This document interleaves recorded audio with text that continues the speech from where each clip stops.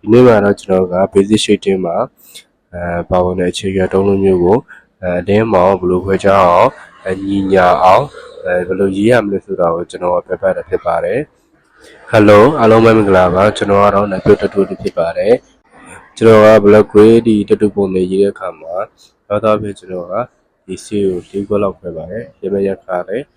3ခွက်လောက်ခွဲပါတယ်ဗျဆေးခွဲတဲ့အခါမှာ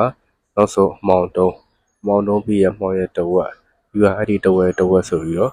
ကျွန်တော်ခွဲပါတယ်ဒါကျွန်တော်ဆေးခွဲတဲ့ပုံပြပြတယ်ဖြစ်ပါတယ်ပြီးတော့ကျွန်တော်ကဒီ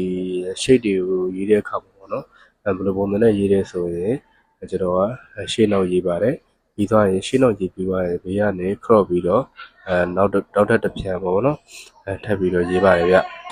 ဒီဗီဒီယိုဖိုင်ထဲမှာလည်းကျွန်တော်ပြောတဲ့ပုံစံလေးတိုင်းဒါရေးပြထားတာဖြစ်ပါတယ်ဗျဒီဗီဒီယိုလေးကိုတေချာအဆောက်ဆုံးပြီးတော့ကြည့်တင်ပါတယ်ဗျဒီလိုကြည့်လိုက်မယ်ဆိုရင်ကျွန်တော်တို့ blog လေးရေးတဲ့အခါမှာဘယ်လိုညီညာအောင်အလင်းအောင်ကွဲအောင်ဘယ်လိုရေးရတယ်ဆိုတာကိုတေချာကိုပြတည်သွားမှာကျွန်တော်ကတော့ဒီအလင်းမောင်ရေးတဲ့အခါမှာကျွန်တော်အချင်းဆုံးအမောင်ဆုံးနေရာတွေကိုအချင်းရှာပါတယ်အမောင်ဆုံးနေရာတွေ့ပါပြီဆိုရင်အမောင်ဆုံးနေရာကိုအချင်းဆုံးအမဲပိတ်ပဲပေါ့နော်အရင်ဆုံးစပြလိုက်ပါတယ်ပြီးသွားရင်အမောင်ဆုံးနေရာဖြစ်ပြီးသွားပြီဆိုရင်အရင်ဆုံး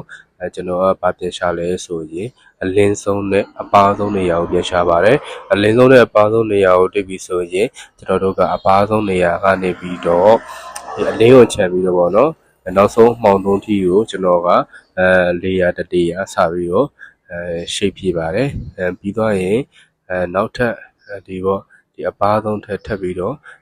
နည်းနည်းရင်းတဲ့နေရာကိုထပ်ရှာတယ်အဲ့နေရာနေပြီးတော့ထပ်ပြီးတော့ဒီအမောင်ဆုံးတီကိုနောက်ထပ်ထပ်ပြီးတော့ဖြည့်ပါတယ်ဒီဗီဒီယိုဖိုင်ထဲမှာပြသတဲ့အတိုင်းနံပါတ်လေးနဲ့တေချာမြင်အောင်လိုက်ကြည့်မယ်ဆိုရင်တော့ကျွန်တော်ပြောတာကိုနားလည်ပါလိမ့်မယ်ဗျအရင်ဆုံးကျွန်တော်တို့ကအလင်းနေရာချမ်းပြီးတော့နံပါတ်1နေရာနေပြီးတော့ဖိုးတီကို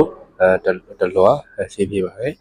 ပြီးသွားရင်နံပါတ်2ကနေပြီးတော့ဖိုးတီကိုနောက်ထပ်တလွားဆေးပြပါတယ်ပြီးသွားရင်နံပါတ်3ကနေပြီးတော့နံပါတ်4တီကိုတလွားဆေးပြပါတယ်ဗျအဲ့လိုနည်းနဲ့ပဲကျွန်တော်ကအလင်းမောင်တွေကို꿰အောင်ရေးပါတယ်ဒီဗီဒီယိုဖိုင်ထဲမှာကျွန်တော်ရှင်းပြတာကိုဒီစာနားလည်တယ်ပြီးတော့ကိုယ့်ဘာသာကိုယ်လည်းလိုက်ပြီးတော့လေ့လာမယ်လေ့ကျင့်မယ်ဆိုရင်တော့ဒီတုံးတွေကိုပေါ့နော်အလင်းရတဲ့အမောင်ကြီးညာအောင်ရေးရတဲ့ရေးစနစ်ကိုကောင်းကောင်းရေးတည်ပြီးတော့တတူပေါ်တွဲပုံတွေရေးတာပဲဖြစ်ပေါ့ဒီ black gray အခြားပေါ့နော်ဒီ black gray ပုံတွေရေးတာဖြစ်ရေးတဲ့အခါမှာဒီတုံးတွေရညီညာလေးနဲ့သက်ရက်ချက်ရက်လေးဖြစ်လာတာကိုတွေ့ရပါမယ်ဗျ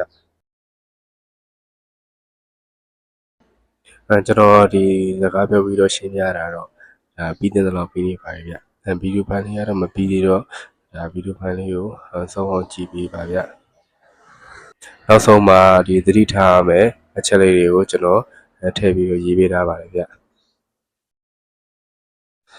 ပြီးတော့ကျွန်တော်လည်းတူရေးချင်တယ်ဆိုရင်တော့ကျွန်တော်ရဲ့ဖုန်းနံပါတ်ဖြစ်တဲ့399931396339ကိုဆက်သွယ်ပြီးတော့မေးမြန်းနိုင်ပါတယ်ပြီးတော့ကျွန်တော်ဒီ Telegram channel လည်းရှိပါတယ်ကျွန်တော် Telegram account လည်းရှိပါတယ်ပေါ့နော်အရင်ဗီဒီယိုဖိုင်တွေမှာတော့ကျွန်တော်ဒီ Telegram account ကိုကျွန်တော်ရေးပေးထားပါတယ်ဗျပြီးတော့ကျွန်တော်ဆိုင်ရဲ့ဒီ location อ่ะပေါ့နော်ဆိုင်ရဲ့လိပ်စာကတော့ဒီဖျားကြီးမျိုးဝေါ်လန်ရွှေမင်းသားလက်ဖက်ရည်ဆိုင်မြင်းတဲ့ချင်းဆိုင်မှာပါဗျကျွန်တော်ရဲ့ tattoo studio name လေးကတော့လမ်းဖြို tattoo studio ပဲဖြစ်ပါတယ်အားလုံးကိုကျေးဇူးတင်ပါတယ်ဗျ